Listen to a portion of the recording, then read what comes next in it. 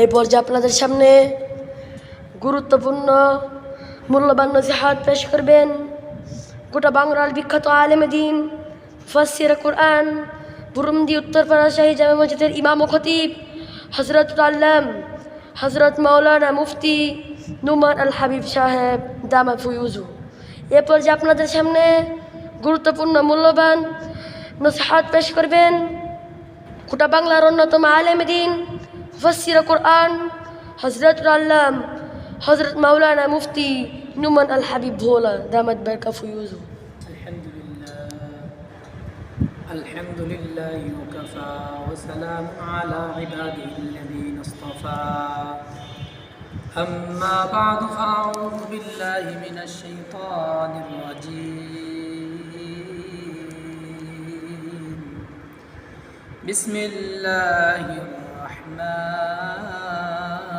الرحيم